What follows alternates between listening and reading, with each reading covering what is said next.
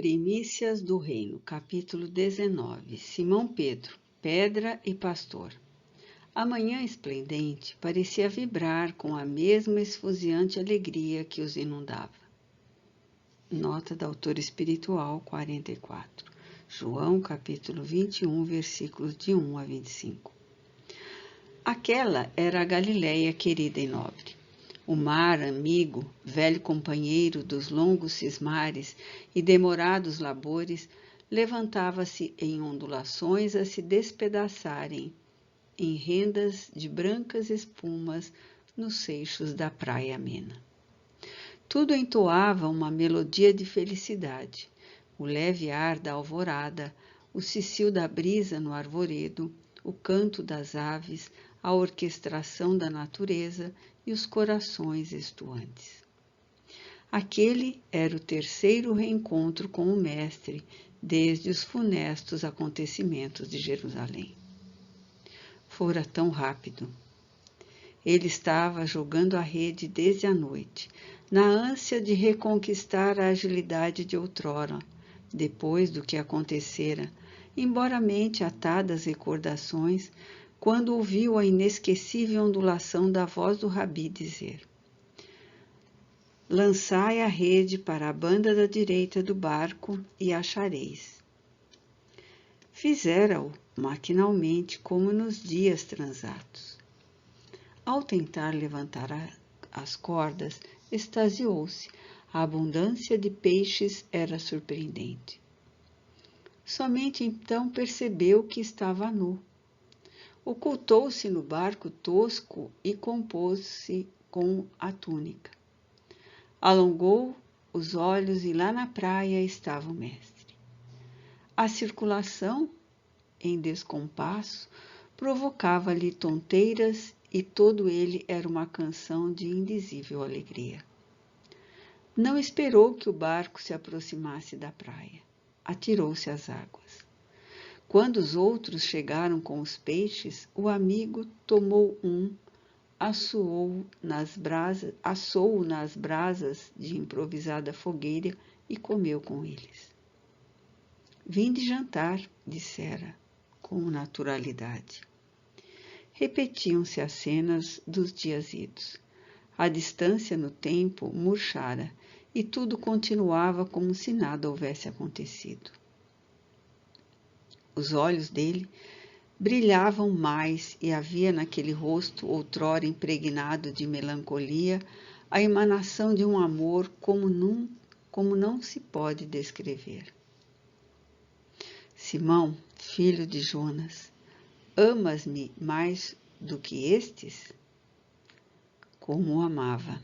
Todo ele se dera a boa nova, desde que a sua voz o chamara a pescar almas no oceano dos homens.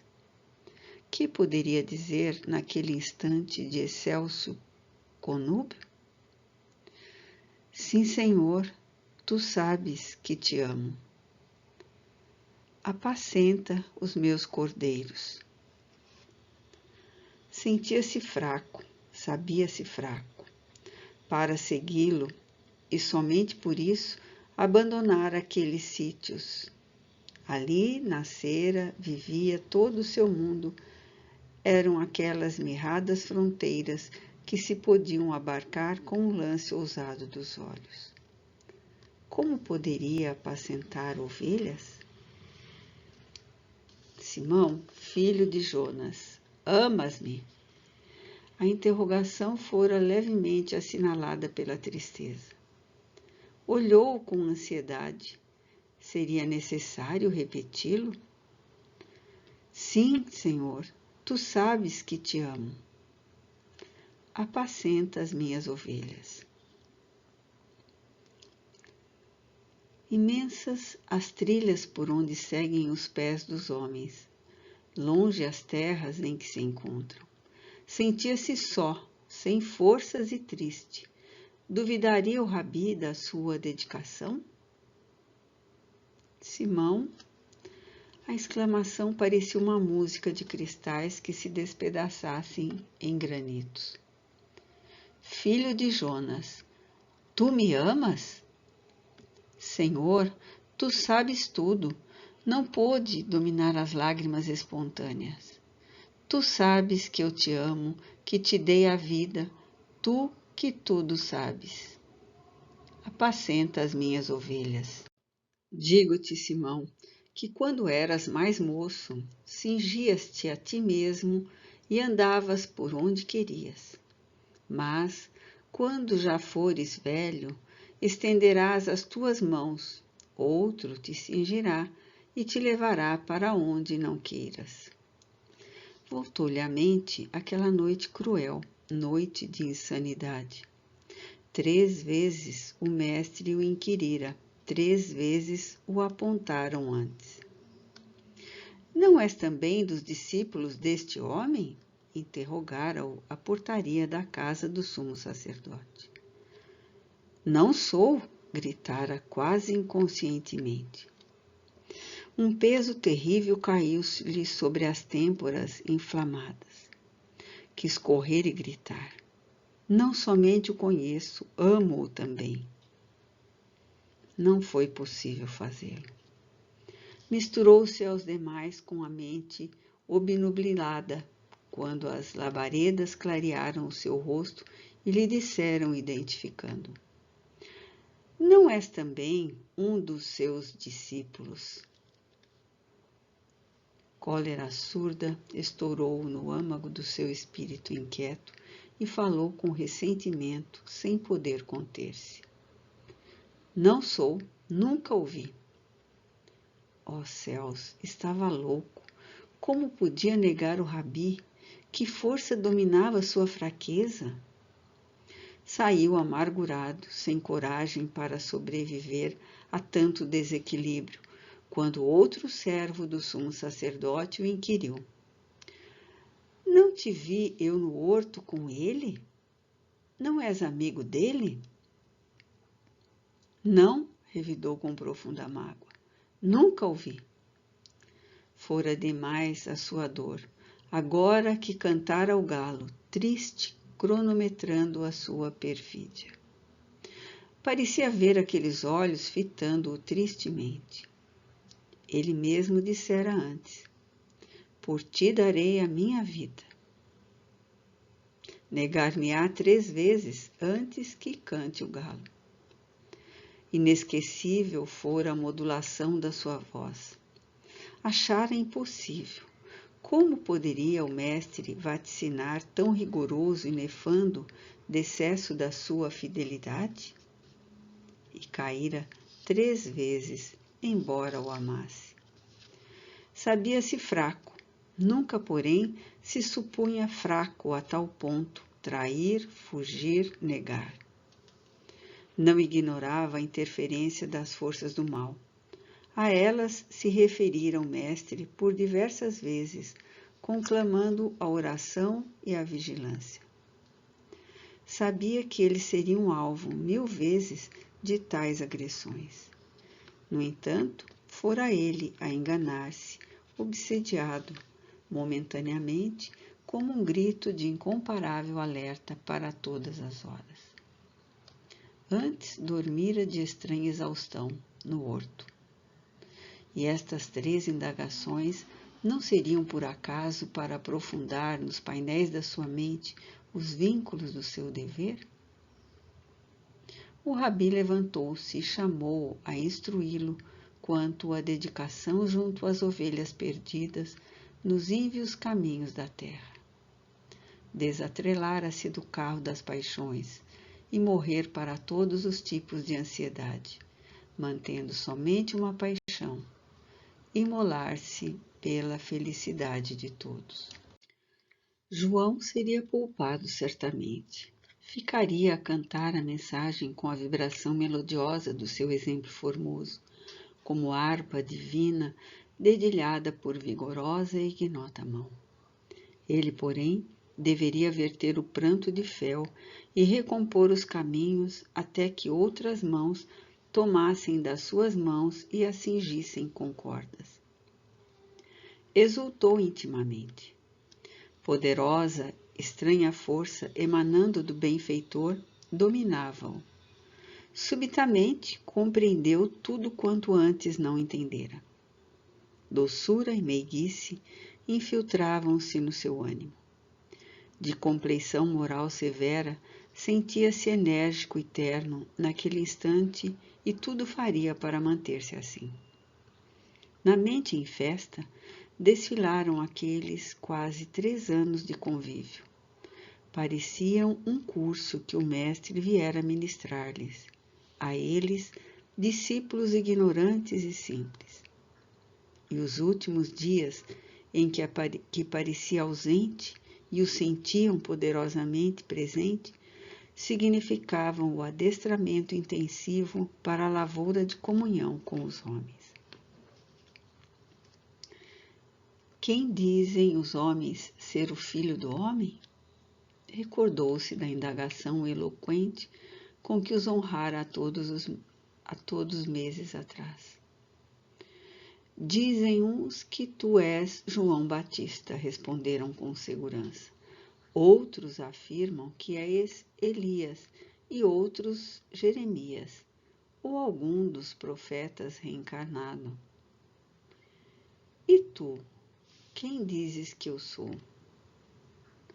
O dia colorido, rubro de sol, era uma tela de incomparável beleza, uma pauta musical, aguardando as notas de inconfundível melodia. Eu afirmo que tu és o Cristo, o Filho de Deus vivo, aquele que todos esperamos. Era como se estranha voz falasse pela sua voz por sua boca. Bem-aventurado és tu, Simão Bar-Jonas, porque não te revelou a carne nem o sangue. Eu te digo, Pedro, sobre esta pedra, esta verdade, verdade que acabas de proclamar, eu erguerei a minha igreja, a igreja da verdade e da revelação do mundo invisível, porque não foste tu a falar, mas o Pai que está nos céus. E as forças do mal não prevalecerão contra ela, porque é a igreja da informação da verdade revelada. Ele falara com o sopro do Pai, fizera-se medianeiro do Altíssimo. Os companheiros fitaram-no comovidos e mesmo a balsamina singela do campo desatou aroma, balsamizando o ar. Logo depois, acoimado por súbito receio quanto aos padecimentos que o amigo sofreria, constrangera-o a ponto de ele exortar. Afasta-te de mim, Satanás, que me escandalizas. Não compreendes as coisas de Deus e temes pensando nas humanas. Sem compreender, inquiria-o logo depois e ele esclarecera. É necessário vigiar. Quando exclamaste a meu respeito, foste medianeiro da luz imarcessível, para depois fazer-te veículo das trevas. Compreender, então, a dualidade do bem e do mal, a incessante luta pela qual se afadigava o mestre. A morte, não ceifando a vida, é veículo que conduz e guarda os que são colhidos, como são, com o que têm, permanecendo como eram, como preferiam nos dias da experiência carnal. Conhecer o Rabi quando os desencantos da vida lhe escaneciam os primeiros cabelos. Acostumado às fainas do mar, aprendera a respeitar a lei e os profetas.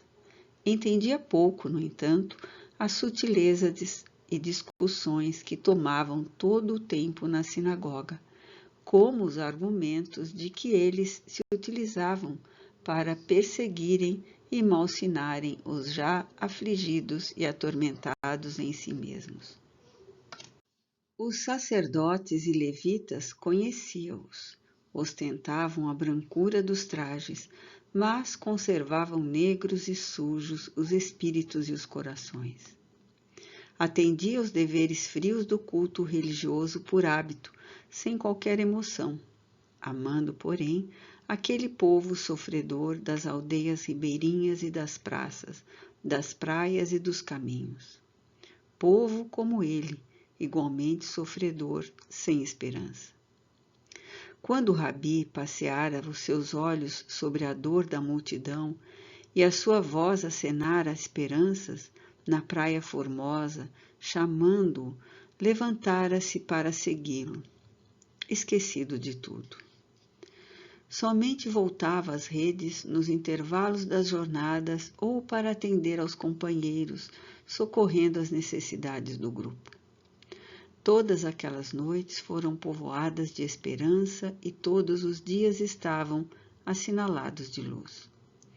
As pequenas desinteligências entre os companheiros, o Rabi as sabia apaziguar. Que vieis discutindo pelos caminhos? Vibravam as recordações. Já eram os últimos tempos. Discutieis? Perguntou amargurado o mestre que os aguardava. Discutieis qual dentre vós é perante mim o maior? Eu vos digo, porém, que o maior seja o servo de todos. Que lição estranha e profunda que a acuidade do Rabi. Repassavam a visão do lago e o seu temor, a tempestade apaziguada, o pagamento do tributo. Todas as evocações se faziam miraculosamente redivivas em seu cérebro excitado. Como lhe fora difícil, antes daquela hora, compreender as sutilezas da sua mensagem. Era de fato Cefas, Petra, calhau ou pedra, cabeça dura. Não possuía sutileza para as questões do espírito. Rocha ou pedra, apelido que o mestre lhe dera, significaria que seriam tão firmes a sua fé e abnegação que se compararia à força e rigidez da pedra? Não poderia afirmá-lo. Desde a ressurreição, todavia, aclaravam-se os painéis e as recordações ofereciam-lhe soberana lucidez. Eis que deixamos tudo para seguir-te. Que lucraremos com isto? Era o homem rude. Explica-nos esta parábola. Era o espécime avançado da ignorância. Ensina-nos a orar. Já a pedra se cindia ante a luz. No Tabor, egoisticamente, sugerira fossem levantadas tendas para eles. Sim, Senhor, sabes o quanto te amo. Desejava permanecer-lhe fiel e dar-se. Agora, sentia a sabedoria dele iluminar o seu amor, diferenciando o trivial do sublime, o trágico do que é superficial. Eu te seguirei. Simão, filho de Jonas, tu me amas? Ribombava na mente. Sim, tu sabes que eu te amo. Estava desde agora ineludivelmente estreitado ao Rabi, entregue aos seus cordeiros. Dias depois, viu-o ascender entre as lágrimas da saudade e da gratidão profunda. Desceu de Betânia a Jerusalém e foi apacentar os cordeiros do seu rebanho. Na casa do caminho, ou na estrada de Jopa, ou em Antioquia, no mundo mediterrâneo, ou em Roma, a veneranda figura de Simão Pedro foi a pedra angular da Igreja de Jesus para a humanidade. O emérito missivista da regimentação da fé e da esperança, até o momento em que na Babilônia, com Paulo, ampliando e mantendo os horizontes da fé viva, outras mãos cingiram suas mãos e o levaram ao testemunho. Foi o discípulo por excelência, Simão Pedro, pedra e pastor, que se levantou do engano para viver Jesus até o último instante, apacentando os cordeiros do seu rebanho de amor.